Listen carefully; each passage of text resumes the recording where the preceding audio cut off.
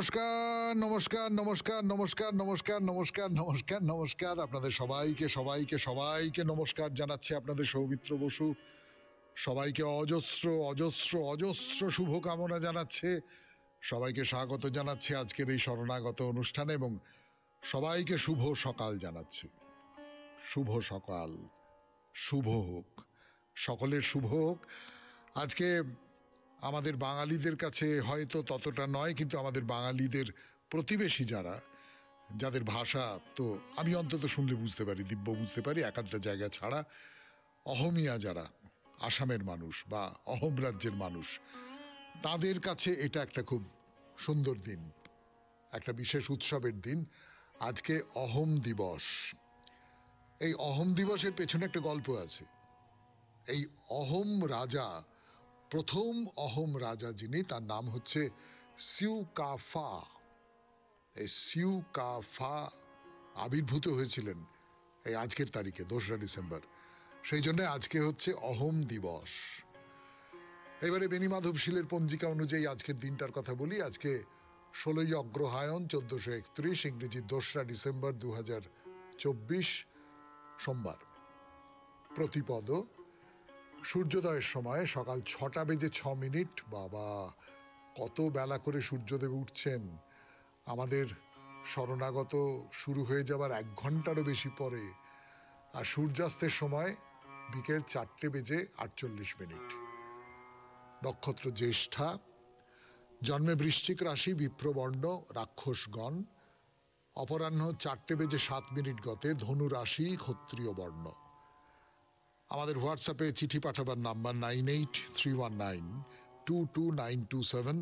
চিঠির গোড়ায় অতি অবশ্যই SG লিখতে হবে। তো এবারে আজকের অনুষ্ঠান সম্পর্কে আপনাদের বলি। আজকের অনুষ্ঠানে প্রথমে পুরাণ চিরন্তন। পুরাণ চিরন্তনে বেদ নিয়ে কথা বলছিলাম। তার সূত্র ধরে বেদের যে মূল রূপ যেটাকে বলে, বেদের যে আদি রূপ সংহিতা, সংহত করা, একসঙ্গে নিয়ম অনুযায়ী সুন্দর করে সাজিয়ে জড়ো করা, তার থেকে এসেছে। সেই সংহিতা নিয়ে 2-4টে কথা বলবার ইচ্ছে আছে আজকে। তো ঋগ্বেদ সংহিতা, যজুর্বেদ সংহিতা, সামবেদ সংহিতা, এগুলো নিয়ে 2-4টে কথা বলবো আপনাদের। তারপরে চলে যাব স্বামী বিবেকানন্দের রচনা থেকে পাঠ এই পর্বে, মানুষের যথার্থ স্বরূপ, 2য় পর্ব। তারপর ঠাকুর শ্রী রামকৃষ্ণ পরমহংসদেবের কথামৃত থেকে পাঠ, অতঃপর লোকেশ্বরানন্দের রচনা থেকে পাঠ, তারপর আপনাদের চিঠিপত্র এবং শেষে বাইরে দূরে। 92.7 বিগ FM এ শরণাগত অনুষ্ঠান শুনছেন। আমি আছি আপনাদের সঙ্গে, আপনাদের সৌমিত্র বসু। বেদ নিয়ে, সংহিতা নিয়ে কথা বলবার জন্য ফিরে আসছি। মাঝখানে একটু গান। ফিরে এলাম গানের পর 92.7 বিগ FM এ শরণাগত অনুষ্ঠানে। এই যে 4টে বেদের কথা বলেছিলাম আপনাদের 92.7 বিগ FM এ, এই 4টে বেদ, একটা ঋগ্বেদ। ঋগ্বেদে হোতার বা প্রধান পুরোহিত, তিনি যজ্ঞের সময় যে সমস্ত মন্ত্র পড়েন বা উচ্চারণ করেন, সেইগুলো সংকলিত হয়েছে। 2 নম্বর যজুর্বেদ। যজুর্বেদে অধ্বর্যু বা অনুষ্ঠাতা পুরোহিত, তার যে পঠিত মন্ত্র, সেইগুলো সংকলিত হয়েছে। 3য় সামবেদ অংশে উদ্গাতা বা মন্ত্রপাঠক পুরোহিত, তিনি যে স্তোত্রগুলো গান করছেন, সেই গানগুলো সংকলিত হয়েছে। অথর্ববেদ এদের থেকে বেশ খানিকটা আলাদা। অথর্ববেদ সম্পর্কে বলাই হয় যে অথর্ববেদ পরে এসেছে, এবং তার মধ্যে ওই যে তন্ত্রে যেরকম থাকে না, সেই রকম মারণ, উচ্চাটন, বশীকরণ, এই সমস্ত যেসব মন্ত্রতন্ত্র ইত্যাদি ইত্যাদি আছে, সেইগুলো সংকলিত হয়েছে। বুঝতেই পারছেন যে ঋগ্বেদ, যজুর্বেদ এবং সামবেদ, এই 3টে বেদের যে উদাত্ত একটা ভাব, যে ঈশ্বরানুভূতি, যে বিশাল বিশাল এই অনন্ত পৃথিবী, অনন্ত ব্রহ্মাণ্ড, তাকে গ্রহণ করা, তাকে দুহাত বাড়িয়ে নিজের বুকে টেনে নেওয়া এবং তার বুকে চলে যাওয়ার যে মহত্ব, সেই মহত্ব অথর্ববেদে নেই। অথর্ববেদ খুব বেশি করে সংসারী বলেই সে এই সমস্ত কেমন করে কাউকে মারতে হবে, বান মারতে হবে, কেমন করে কাউকে বশীভূত করতে হবে, এই সমস্ত নিয়ে সে মাথা ঘামিয়েছে। কিন্তু সেও বেদের মধ্যে ঢুকে পড়েছে। তার থেকে বুঝতে পারা যায় যে তখনকার দিনের মানুষ তারা কেবল উদাত্তভাবে এই যে বিশাল, এই যে অনন্ত, তার সঙ্গে সংযোগ তৈরি করবার কথাই ভাবতেন না। সাংসারিক ক্ষেত্রেও তারা নানান রকমের রিপুর দ্বারা তাড়িত ছিলেন। তা না হলে তো এই মারণ, উচাটন, এই সমস্ত ব্যাপারগুলো তাদের মন্ত্রের মধ্যে চলে আসার কথা নয়। তো এই যে বেদ, এই বেদটা ভাগ করেছিলেন কে? ভাগ করেছিলেন বেদব্যাস। যে বেদব্যাস, যে ব্যাসদেব মহাভারতকার বলে আমরা জানি, তিনি এই বেদের ভাগটা করেছিলেন।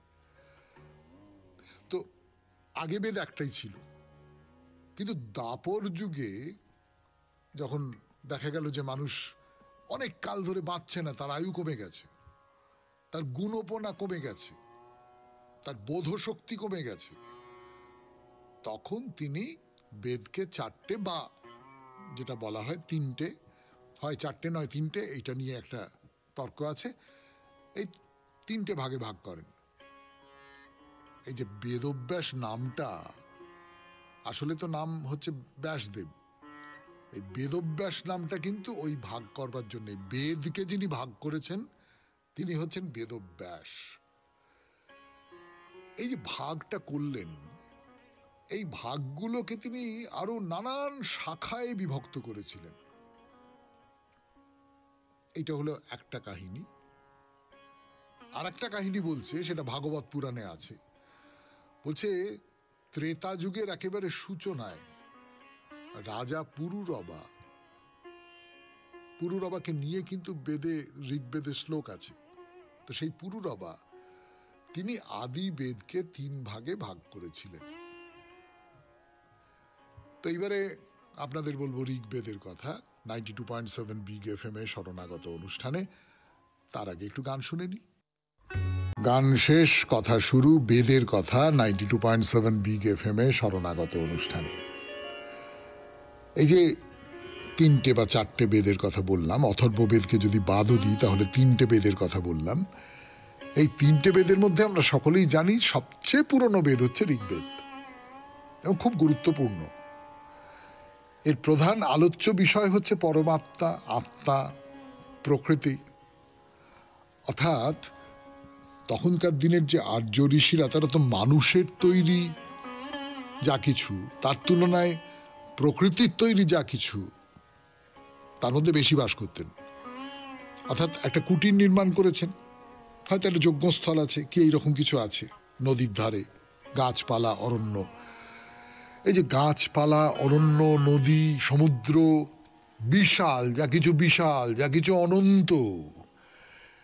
আপনি যদি অনন্তের মধ্যে এসে দাঁড়ান, তাহলে আপনার ভেতরে এক ধরনের একটা বোধ তৈরি হবে যে আমি কত ক্ষুদ্র, মানুষ কত ক্ষুদ্র। আমার খুব মনে আছে, খুব ছোটবেলায়, একেবারে ব্যক্তিগত একটা গল্প বলি আপনাদের। খুব ছোটবেলায় কিছুদিন, তখন একটু বড় হচ্ছে আর কি, স্কুলে একটু এই ক্লাস 7-8 পড়ছি। খুব গরমের জন্যে বাইরের বারান্দায় শুতাম। তো একদিন অনেক রাত হঠাৎ ঘুম ভেঙে গেল আমার। এরকমটা সাধারণত হতো না, এখনো হয় না। রাত্রির বেলা ঘুম ভেঙে গেছে, ঘুম হচ্ছে না, এরকমটা হয় না। কিন্তু ঘুম ভেঙে গিয়ে দেখলাম মাথার উপরে একটা বিরাট আকাশ, অসংখ্য তারা। আমি না সোজা হয়ে উঠে বসলাম, ভয় করতে লাগলো। এই ভয়টা কি আমি এখনো সেটা অনুভব করতে পারি, যে এত বড় একটা কিছু, তার মধ্যে আমি কতটুকু, আমি কি ছোট।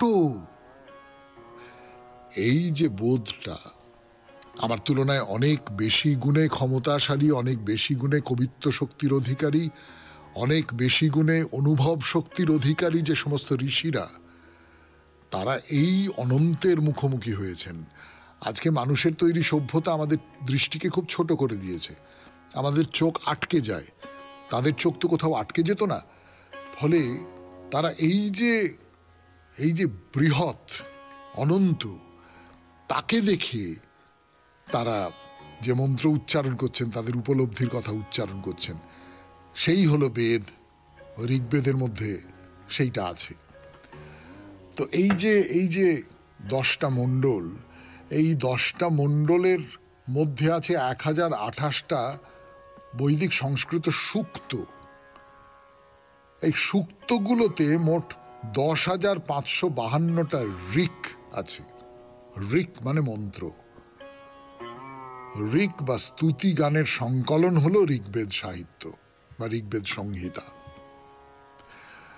92.7 বিগ এফএম-এ শরণাগত অনুষ্ঠানে শেষ হলো পুরাণ চিরন্তন। এরপর গানের পর স্বামী বিবেকানন্দের রচনা থেকে পাঠ, মানুষের যথার্থ স্বরূপ।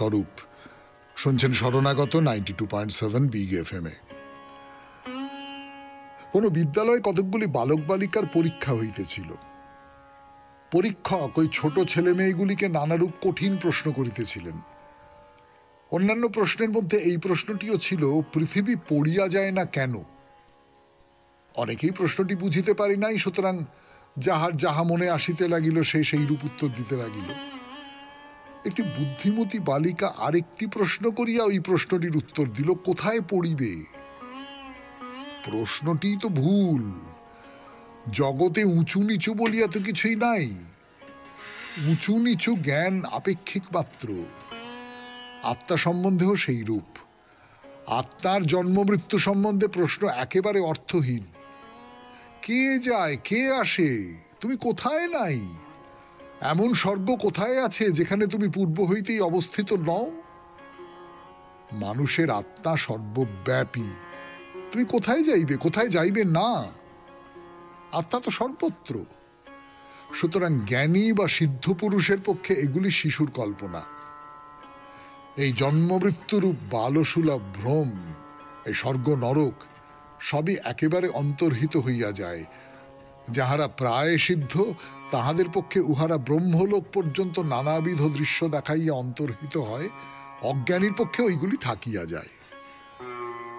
স্বর্গে যাওয়া, মরা, জন্মগ্রহণ করা, পৃথিবীর সকলে এসব কথা বিশ্বাস করে কি করিয়া? আমি একখানি বই পড়িতেছি, উহার পৃষ্ঠার পর পৃষ্ঠা উল্টাইয়া যাইতেছি। আর এক পৃষ্ঠা আসিল, তাহাও উল্টানো হইল। কাহার পরিণাম হইতেছে? কে যায় আসে? আমি নই, ওই বইটিরই পাতা উল্টানো হইতেছে। সমুদয় প্রকৃতি আত্মার সম্মুখে একখানি পুস্তকের মতো। উহার অধ্যায়ের পর অধ্যায় পড়া হইয়া যাইতেছে ও পাতা উল্টানো হইতেছে। নূতন দৃশ্য সম্মুখে আসিতেছে। উহাও পড়া হইয়া গেল এবং উল্টানো হইল। আবার নূতন অধ্যায় আসিল। কিন্তু আত্মা যেমন তেমনই অনন্ত স্বরূপ। প্রকৃতি পরিণাম প্রাপ্ত হইতেছেন, আত্মা নহেন। আত্মার কখনো পরিণাম হয় না। জন্ম মৃত্যু প্রকৃতিতে, তোমাতে নয়। তথাপি অজ্ঞেরা ভ্রান্ত হইয়া মনে করে আমরা জন্মাইতেছি, মরিতেছি, প্রকৃতি নয়। যেমন ভ্রান্তিবশত আমরা মনে করি সূর্যই চলিতেছে, পৃথিবী নয়। সুতরাং এসব কিছুই ভ্রান্তি মাত্র। যেমন আমরা ভ্রমবশত রেলগাড়ির পরিবর্তে মাঠকে সচল বলিয়া মনে করি। জন্ম মৃত্যুর ভ্রান্তি ঠিক এই রূপ। যখন মানুষ কোনো বিশেষ ভাবে থাকে, তখন সে ইহাকেই পৃথিবী, সূর্য, চন্দ্র, তারা প্রভৃতি বলিয়া দেখে। আর যাহারা ঐরূপ মনোভাব সম্পন্ন, তাহারাও ঠিক তাহাই দেখে। তোমার আমার মধ্যে বিভিন্ন স্তরে লক্ষ লক্ষ প্রাণী থাকিতে পারে, যাহারা বিভিন্ন প্রকৃতি সম্পন্ন। তাহারাও আমাদিগকে কখনো দেখিবে না, আমরাও তাহাদিগকে কখনো দেখিতে পাইব না। এক প্রকার চিত্তবৃত্তি সম্পন্ন একই লোকে অবস্থিত প্রাণীকেই আমরা দেখিতে পাই। যে যন্ত্রগুলি এক সুরে বাঁধা, সেইগুলির মধ্যে একটি বাজিলেই অন্যগুলি বাজিয়া উঠিবে। শুনলেন স্বামী বিবেকানন্দের রচনা থেকে পাঠ, 92.7 বিগ এফএম-এ শরণাগত অনুষ্ঠানে। এখন গানের পর কথামৃত। কথামৃত থেকে পাঠ, 92.7 বিগ এফএম-এ শরণাগত অনুষ্ঠান শুনছেন। আমি আছি আপনাদের সঙ্গে, আপনাদের সৌমিত্র বসু। এর আগের দিন বলছিলাম যে মিশ্র নামে একজন, পশ্চিমে জন্ম তার, খ্রিশ্চান, অবাঙালি কিন্তু ভারতীয়, ভারতীয় খ্রিশ্চান, তার সঙ্গে ঠাকুর শ্রী রামকৃষ্ণ পরমহংসদেবের কথাবার্তা হচ্ছে। এবং তিনি কিন্তু তার সম্পর্কে যেটা খুব বিশেষ করে বলবার কথা আমার মনে হয়, আমার মন থেকে সরছে না ওই ছবিটা, যে তিনি কোট প্যান্ট পরে আছেন, বিলিতি পোশাক পরে আছেন, কিন্তু তার ভেতরে গেরুয়া কৌপিন, এবং কথা বলতে বলতে, ঠাকুরের সঙ্গে কথা বলতে বলতে, ভক্তরা অন্যরা রয়েছেন তাদের সঙ্গে কথা বলতে বলতে তিনি ওই শার্ট প্যান্ট সমস্ত খুলে ফেললেন। খুলে ফেলে ভেতরের যে গেরুয়া কৌপিনটা সেইটা বেরিয়ে পড়লো, সেইটা নিয়ে বসে তিনি কথাবার্তা বলছেন। তো ঠাকুরের একটা ভাব এসেছিল, সেই ভাবটা আস্তে আস্তে আস্তে আস্তে যখন কমে যাচ্ছে, তখন মিশ্রকে খুব পছন্দ হয়েছে ঠাকুরের, খুব ভালো লেগেছে তার। ঠাকুর সব রকমের মানুষের সঙ্গে কথা বলতে পারতেন না, সব রকমের মানুষের স্পর্শ বিশেষ করে তিনি সহ্য করতে পারতেন না। যারা পাপী তিনি মনে করতেন যে অসংযত জীবনযাপন করে, পাপী, তাদের স্পর্শ তার কাছে একেবারে কাঁকড়া বিছে কামড়ানোর মতন মনে হতো। কিন্তু মিশ্রকে খুব ভালো লেগেছে, মিশ্রের সঙ্গে শেক হ্যান্ড করছেন আর খুব হাসছেন, বলছেন যে তুমি যা চাইছো তা হয়ে যাবে। এই যে তুমি যা চাইছো তা হয়ে যাবে বলছেন কিন্তু একজন খ্রিশ্চানকে, এই কথা তো যিশুর বলার কথা। মাস্টারমশাই লিখছেন এটা, তিনি আর যিশু কি এক? তো মিশ্র হাত জোড় করে বলছেন, আমি সেদিন থেকে মন প্রাণ শরীর সব আপনাকে দিয়েছি, সব। আর ঠাকুর একটা বিভোর হাসি হাসছেন। তো মিশ্র ভক্তদের কাছে তার আগের কথা সব বলছেন। তার দুই ভাই, তারা বিয়ে বাড়ি, সেই বিয়ে বাড়িতে শামিয়ানা চাপা পড়ে দুই ভাই মারা যান। তারপরেই তিনি সন্ন্যাসী হয়ে যান। তারপরেই তার মনে হয় যে সত্যি সত্যি আমাদেরও মনে হতে পারে, আমাদেরও এই ধাক্কাটা লাগে, জীবনের মানে কি? 1 মিনিটের মধ্যে শামিয়ানা চাপা পড়ে দুজন মারা গেল, এর মানে কি? বেঁচে থাকার মানে কি? তাহলে বেঁচে থাকার মানে কি? এই বেঁচে থাকার বাইরে অন্য কিছু আছে কিনা সেইটার খোঁজ করবার জন্য আমাকে বেরিয়ে পড়তে হবে বলে তিনি সন্ন্যাসী হয়ে গেলেন, কোট প্যান্ট পরা সন্ন্যাসী। তো এসব বলছেন, ঠাকুর ভক্তদের বলছেন যে ওকে যত্ন করো, ওকে যত্ন করো, যত্ন করো ওকে, ও যা চায় তাই দাও। মিশ্র উচ্চ কোটির সাধক, এটা ঠাকুরের মনে হচ্ছে। এবার বলি আপনাদের যে নরেন্দ্র আছেন, ডক্টর সরকার এসছেন, মহেন্দ্র সরকার। তো ডাক্তারকে দেখে ঠাকুর সমাধিস্থ হয়ে গেছেন, খানিকক্ষণ সমাধিস্থ ছিলেন। তারপর ভাবাবেশে বলছেন যে কারণানন্দের পর সচ্চিদানন্দ, কারণের কারণ, আমি বেহুশ হইনি, বেহুশ হইনি। তো ডাক্তার, তিনি তো ঠাকুরকে খুব পছন্দ করেন, তিনি বলছেন না না তুমি খুব হুঁশে আছো। এবার ঠাকুর একটা গান ধরলেন, ঠাকুর খুব ভালো গান গাইতে পারতেন, তো সেই গানের কথা বলবো আপনাদের 92.7 বিগ এফএম এ শরণাগত অনুষ্ঠানে। আপাতত একটু গান শুনি, তারপর ঠাকুরের গানের কথা, আপনাদের খুব পরিচিত গান, ফিরে আসছি। গান গাইছেন ঠাকুর, আপনাদের সবাইকার পরিচিত সেই গান, সুরাপান করি না আমি, সুধা খাই জয় কালী বলে, মন মাতালে মাতাল করে, মদ মাতালে মাতাল বলে, গুরুদত্ত গুড় লয়ে প্রবৃত্তিতায় মশলা দিয়ে, জ্ঞান শুঁড়িতে চুয়ার ভাটি, পান করে মোর মন মাতালে, মূল মন্ত্র যন্ত্র ভরা, শোধন করি বলে তারা, প্রসাদ বলে এমন সুরা, খেলে চতুর্বর্গ মেলে। এই গান করছেন ঠাকুর, গান করছেন। এই গান শুনে ভক্তদের মনের মধ্যে কি হচ্ছে সে তো আপনারা আন্দাজি করতে পারেন। এমনকি ডাক্তার বাবু, একজন, তিনি ঠাকুর দেবতা এই সমস্ত কিচ্ছু মানেন না, মহাতার্কিক, মহা তর্ক করেন ঠাকুরের সঙ্গে, তিনি ভাবাবিষ্ট প্রায় হলেন। গান গাইতে গাইতে ঠাকুরেরও আবার ভাবাবেশ হলো, ডাক্তারের কোলের ওপর নিজের পাটা রাখলেন। তো কিছুক্ষণ পরে ভাবটা সম্বরণ করা হলো, তখন পাটা গুটিয়ে নিয়ে ডাক্তারকে বলছেন, আহা হা হা হা, তুমি কি কথাই বলেছ, হ্যাঁ? তারই কোলে বসে আছি, তাকে ব্যারামের কথা বলবো না তো কাকে বলবো? ডাকতে হয় তো তাকেই ডাকবো। মা, আমি তো মায়ের কোলে বসে আছি, তা আমার অসুখ করেছে। আমার যদি অসুখ করে আমি তো মাকেই বলবো যে মা গো, আমার বড় কষ্ট, আমার বড় অসুখ করেছে। এই কথা আমি মাকে বলতে পারবো না? এই বলতে বলতে বলতে বলতে ঠাকুরের চোখে জল চলে এসেছে, আবার ভাবাবিষ্ট হয়ে গেছে। তো ডাক্তার কি বলছেন, তুমি খুব শুদ্ধ, খুব শুদ্ধ, খুব শুদ্ধ। তুমি যদি শুদ্ধ না হতে, শুদ্ধ মানুষ ছাড়া তার গায়ে আমি পা রাখতে পারি নে। তুমি খুব শুদ্ধ, খুব শুদ্ধ। আবার বলছেন, শান্ত হি হ্যায় জো রাম রস চাখে। বিষয় কি, ওতে আছে কি? টাকা কড়ি, মান, শরীরের সুখ, ওতে আছে কি? তা সত্যি তো, এই কথা তো কথামৃতে বহুবার করে ঠাকুর বলছেন যে এই যে টাকা কড়ি, মান, শরীরের সুখ কি হয়? কিছুই হয় না। টাকা কড়ি দিয়ে সুখ কেনা যায়, তো সেই সুখ তো খরচ হয়ে যায়। যতক্ষণ সুখভোগ করলাম ততক্ষণ সুখভোগ করলাম, সুখভোগ শেষ হয়ে গেল, তারপরে সব শেষ। আর শরীরও দেবে না একটা সময়ের পরে সেই সুখভোগ, শরীরও তো সেই সমস্ত কিছু দেবে না। তো বলছেন যে রাম কো जो चीना নাই, দিল চিনা है से क्या रे। 92.7 বিগ এফএম এ শরণাগত অনুষ্ঠান শুনছেন।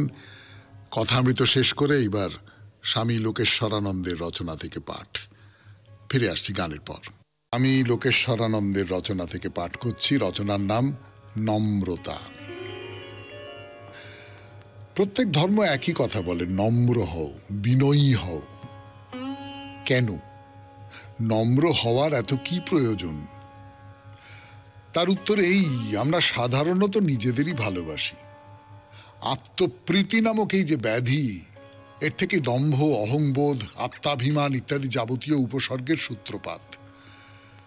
কেউ বলতে পারেন এই আত্মপ্রীতি তো স্বাভাবিক, সে কথা সত্যি, কিন্তু তখনই গোল বাঁধে যখন এই আত্মপ্রীতি অন্যকে আঘাত করে। দুঃখের বিষয়, এই আত্মপোষণের মনোভাব অনেক সময় এত তীব্র, এত উৎকট এবং এত ব্যাপক হতে পারে যে তার কাছে আর সবকিছুই গৌণ মনে হয়। মনে হয় সমগ্র জগৎ যেন আমার স্বার্থ আগলাবার জন্যই সৃষ্ট হয়েছে। কিন্তু প্রত্যেকেই যদি কেবল নিজের স্বার্থ সিদ্ধির জন্যই ব্যস্ত থাকে, তাহলে পরিবারে এবং সমাজে কি শান্তি আসতে পারে? কোনো জাতি অথবা সম্প্রদায় কি উন্নতি করতে পারে? যথার্থ কোনো সভ্যতা টিকে থাকতে পারে? যাদের আমরা বন্য বর্বর বলে থাকি, তারাও কতকগুলি নিয়ম মেনে চলে। দলের স্বার্থে তারাও অনেক ত্যাগ স্বীকার করে। যেমন কোনো উপজাতির যদি অন্য উপজাতির দ্বারা আক্রান্ত হয়, তাহলে দুই গোষ্ঠীর মধ্যে রক্তাক্ত লড়াই শুরু হয়ে যাবে। যতক্ষণ না অন্যায়ের প্রতিশোধ নেওয়া হচ্ছে ততক্ষণ লড়াই চলতেই থাকবে। অনুরূপভাবে গোষ্ঠীর স্বার্থে যদি রাস্তাঘাট তৈরির মতো কোনো কাজের প্রয়োজন হয়, উপজাতির প্রাপ্তবয়স্ক সদস্যরা সবাই সানন্দে সেই কাজে হাত লাগাবে। বস্তুত কোনো সভ্যতার উৎকর্ষ যাচাই করার শ্রেষ্ঠ উপায় হলো সেখানকার মানুষ কতটা সমাজ সচেতন, সমাজকে তারা কতটা সাহায্য করেন সেটা বিচার করা। বাস্তবিক সভ্যতা মানুষের ঐক্যবদ্ধ প্রয়াসের ফল। তাই সকলের সক্রিয় সমর্থন ও সহযোগিতা না পেলে কোনো সভ্যতাই টিকে থাকতে পারে না। আমরা দেখি যে যিনি সভ্য মানুষ, তিনি সমাজের স্বার্থে আর পাঁচজনের কল্যাণের স্বার্থে স্বেচ্ছায় নিজের অধিকার ও সুযোগ সুবিধা ছেড়ে দেন। অন্যদিকে সমাজও যতদূর সম্ভব সার্বিক কল্যাণের সঙ্গে সঙ্গতি রেখে তার অধিকার ও সুযোগ সুবিধাগুলি যাতে অক্ষুণ্ণ থাকে সে ব্যাপারে সচেষ্ট হয়। একজন সুসভ্য ও কৃষ্টিবান ব্যক্তি জানেন তিনি সকলের থেকে বিচ্ছিন্ন হয়ে থাকতে পারেন না, অন্যদের কল্যাণের কথাও তাকে ভাবতে হবে। এতে তাঁরও মঙ্গল, সমাজেরও মঙ্গল। সমাজের পক্ষে ক্ষতিকারক কিছু তিনি করেন না, কারণ তিনি জানেন সেই ক্ষতির মাসুল তাকেও একদিন না একদিন দিতে হবে। তেমনি আবার সমাজের হিত করলে প্রত্যক্ষ বা পরোক্ষভাবে তিনিও উপকৃত হবেন। সমাজে মানুষের ভাগ্য পরস্পরের সঙ্গে এমন ঘনিষ্ঠ সম্বন্ধে আবদ্ধ যে নিজেদের স্বার্থেই সকলকে সাহায্য করা উচিত। সৌভাগ্য ও সম্পদ সকলের সঙ্গে এমনভাবে ভাগ করে নেওয়া উচিত যাতে কেউ না মনে করতে পারেন অন্যের যা আছে তার তা নেই, অথবা অন্যের মতো চালাক চতুর নন বলেই তিনি উপেক্ষিত। সভ্যতা যত উন্নত হবে ঐক্যবোধ তত বাড়বে। মানুষের প্রতি মানুষের সমবেদনা এবং সমাজের প্রতি দায়িত্ববোধও ক্রমশই বেড়ে যাবে। পরিশেষে এই ঐক্যের চেতনা সমগ্র মানবজাতি তো বটেই, অন্যান্য জীবের প্রতিও সম্প্রসারিত হবে। বেদান্ত মতে এই ঐক্যবোধই জীবনের সর্বোচ্চ প্রাপ্তি। এই ঐক্যবোধ যত বাড়তে থাকবে সেই অনুপাতে আত্মপ্রীতিও কমতে থাকবে। ভদ্র ব্যবহার, শিষ্টতা এবং নম্রতা এই ঐক্যবোধেরই বহিঃপ্রকাশ। আপনি যখন অন্যের সঙ্গে একাত্মবোধ করেন তখন আপনি সদা সতর্ক থাকেন পাছে আপনার আচরণে অন্যেরা আঘাত পান। তখন অন্যে আঘাত পেলে আপনার বুকেই বাজে।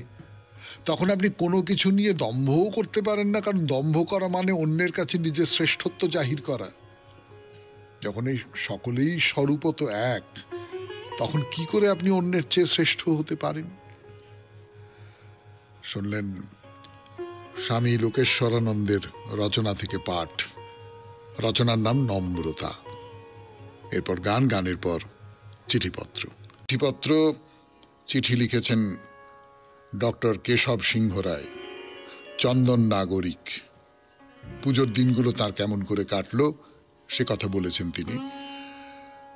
জীবনেই প্রথমবার এইভাবে শারদোৎসব কাটালাম। গত 9ই আগস্ট আরজিকর মেডিকেল কলেজে যে নারকীয় ঘটনা ঘটেছিল তার প্রতিবাদ আন্দোলনে সক্রিয় অংশগ্রহণ করেছিলাম এবং সেই আন্দোলনে এখনো আছি। 2 কন্যার পিতা হিসেবে সবসময় এই প্রশ্ন তাড়া করে ফিরছে, মেয়েটি যদি আমার নিজের মেয়ে হতো। তাই সবসময় মানসিকভাবে তিলোত্তমার বাবা মায়ের পাশে থাকবার চেষ্টা করেছি।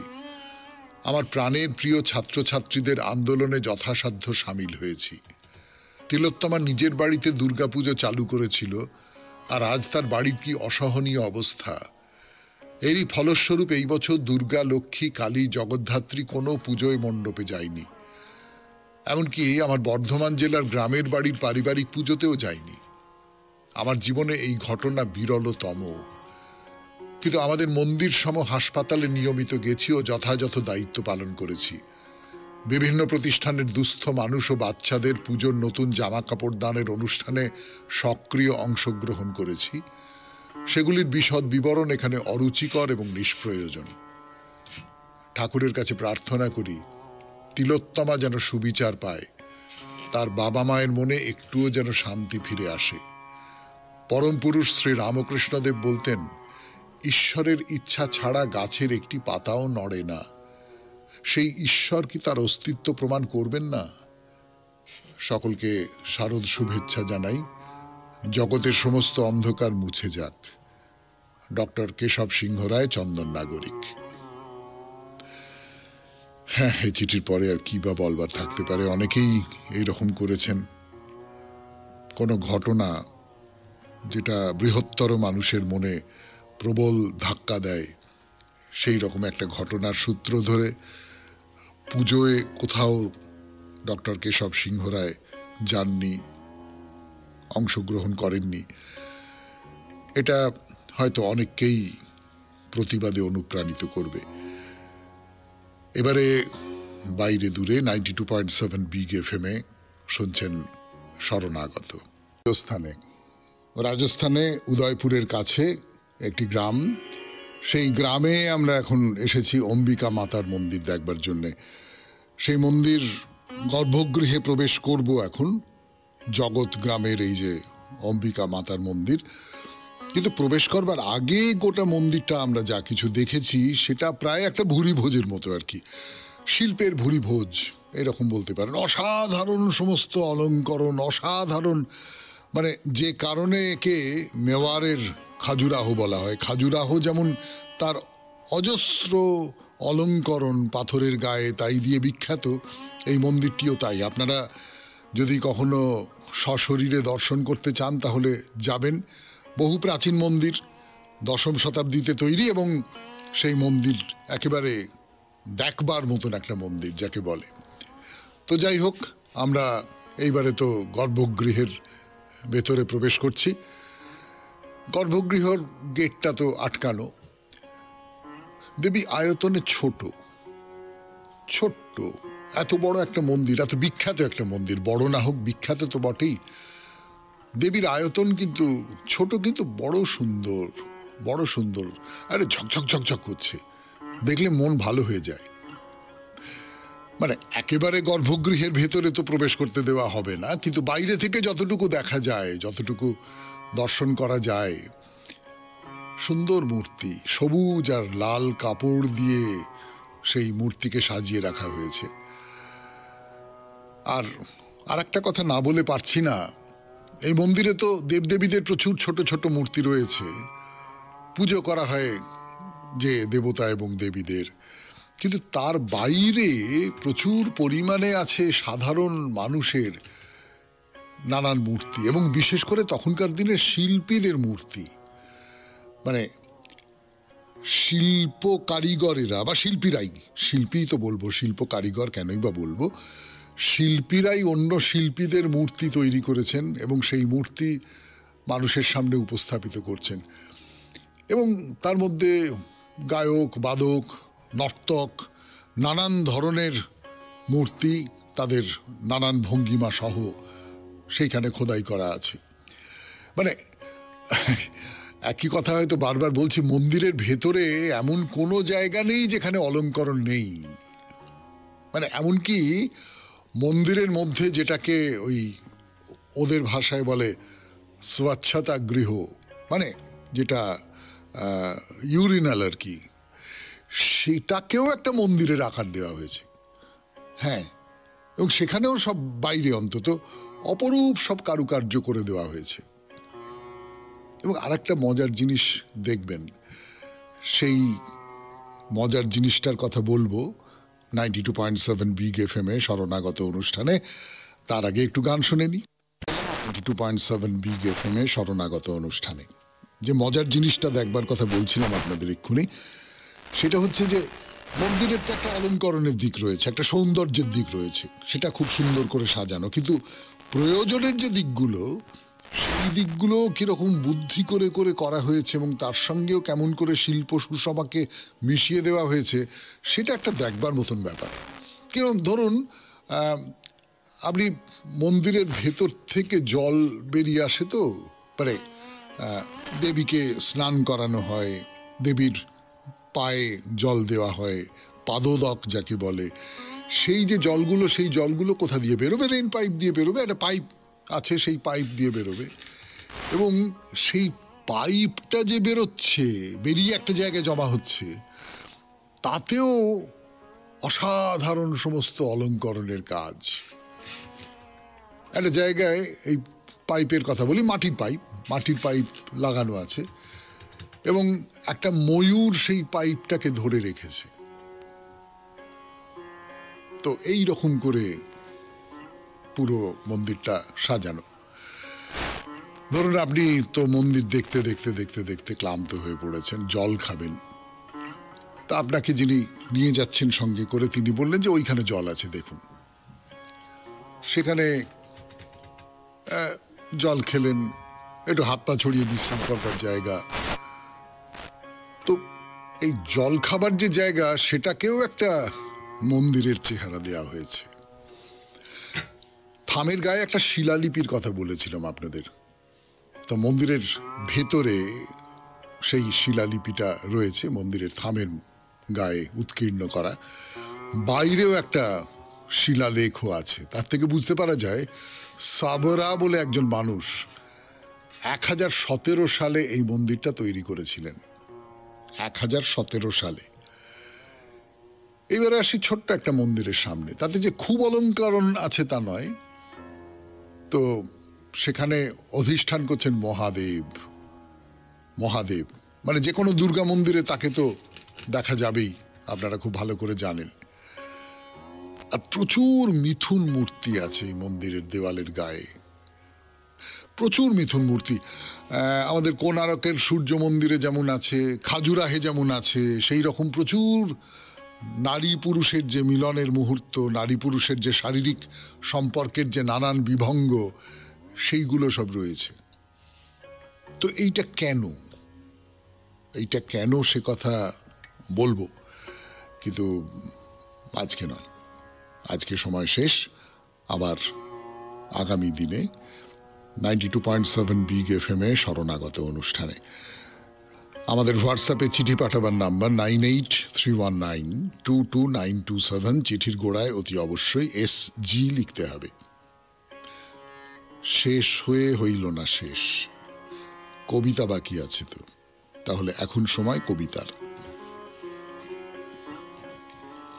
হালকা আমার স্বভাব, মেঘের মতো না হোক গিরি নদীর মতো। আমার মধ্যে হাসির কলরব আজও থামল না। বেদির থেকে নেমে আসি, রঙ্গমঞ্চে বসে বাঁধি নাচের গান, তার বায়না নিয়েছি প্রভুর কাছে। কবিতা লিখি, তার পদে পদে ছন্দের ভঙ্গিমায় তারুণ্য ওঠে মুখর হয়ে।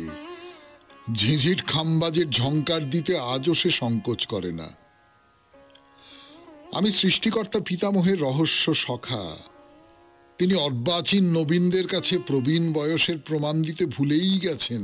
তরুণের উচ্ছৃঙ্খল হাসিতে উতরোল তার কৌতুক, তাদের উদ্দাম নৃত্যে বাজান তিনি দ্রুত তালের মৃদঙ্গ। তার বজ্রমন্দ্রিত গাম্ভীর্য মেঘ মেদুর অম্বরে। অজস্র তার পরিহাস বিকশিত কাশ বনে, শরতের অকারণ হাস্য হিল্লোলে। তার কোনো লোভ নেই প্রধানদের কাছে মর্যাদা পাবার। তাড়াতাড়ি কালো পাথর চাপা দেন না চাপল্যের ঝর্ণার মুখে। তার বেলাভূমিতে ভঙ্গুর সৈকতের ছেলে মানুষই প্রতিবাদ করে না সমুদ্রের। আমাকে চান টেনে রাখতে তার বয়স্য দলে, তাই আমার বার্ধক্যের শিরোপা হঠাৎ নেন কেড়ে, ফেলে দেন ধুলোয়। তার উপর দিয়ে নেচে নেচে চলে যায় বৈরাগী 5 রঙের তালি দেওয়া আলখাল্লা পরে। যারা আমার মূল্য বাড়াতে চায়, পরায় আমাকে দামি সাজ, তাদের দিকে চেয়ে তিনি ওঠেন হেসে। ও সাজ আর টিকতে পায় না আনমনার অনবধানে। আমাকে তিনি চেয়েছেন নিজের অবারিত মজলিসে, তাই ভেবেছি যাবার বেলায় যাব মান খুইয়ে, কপালের তিলক মুছে কৌতুকে রসোল্লাসে। এসো আমার অমানি বন্ধুরা মন্দিরা বাজিয়ে, তোমাদের ধুলো মাখা পায়ে যদি ঘুঙুর বাঁধা থাকে, লজ্জা পাবো না। খুব ভালো থাকবেন, আনন্দে থাকবেন। নমস্কার। নমস্কার নমস্কার নমস্কার নমস্কার নমস্কার নমস্কার নমস্কার আপনাদের সবাইকে সবাইকে সবাইকে নমস্কার জানাচ্ছে আপনাদের সৌমিত্র বসু। সবাইকে অজস্র অজস্র অজস্র শুভকামনা জানাচ্ছে, সবাইকে স্বাগত জানাচ্ছে আজকের এই শরণাগত অনুষ্ঠানে, এবং সবাইকে শুভ সকাল জানাচ্ছে। শুভ সকাল, শুভ হোক, সকলের শুভ হোক। আজকে আমাদের বাঙালিদের কাছে হয়তো ততটা নয়, কিন্তু আমাদের বাঙালিদের প্রতিবেশী যারা,